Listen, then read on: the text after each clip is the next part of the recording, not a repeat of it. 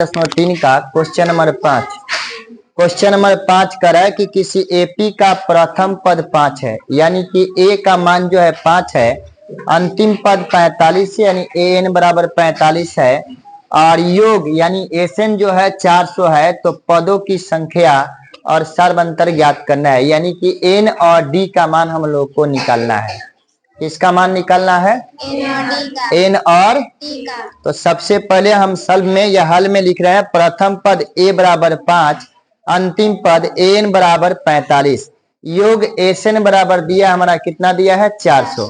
याद रहेगा एसएन बराबर सूत्र होता है n/2 into A plus A N. जब अंतिम पद दिया हो तो एसएन बराबर n/2 into A plus A N का हम प्रयोग करेंगे।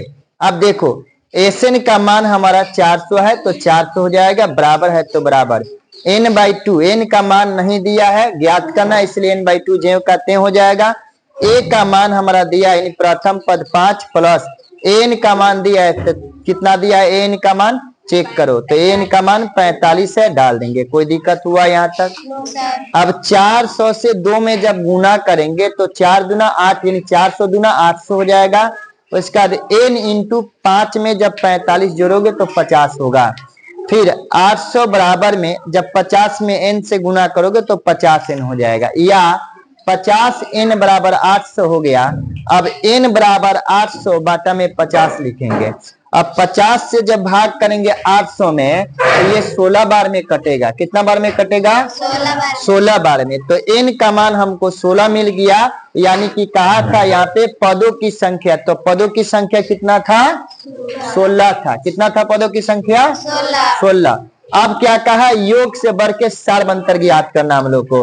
तो एसएन बराबर n/2 into 2a plus n-1 into D. तो एसएन का मान 400 है, बराबर एन का मान 16 है, तो 16 डालेंगे बाटा में 2 इंटू 2 गुने ए का मान 5 है प्लस एन का मान 16 -1 और डी है तो डी हो जाएगा। फिर 400 है तो 400 बराबर जब 2 से 16 में भाग करेंगे तो 8 बार जाएगा। कितना बार में जाएगा?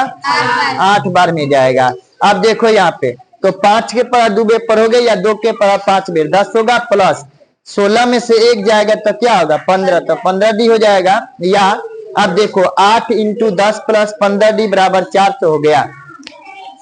अब यहाँ देखो 10 प्लस 15 डी बराबर 400 बटा में 8, इससे भाग करोगे तो ये 50 बार में कटेगा। कितना बार में कटेगा?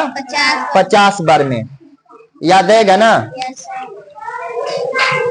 अब देखो 10 प्लस 15 डी बराबर 50 हो गया। अब 15 डी बराबर 50, ये प्लस में था 10, किस में जाएगा?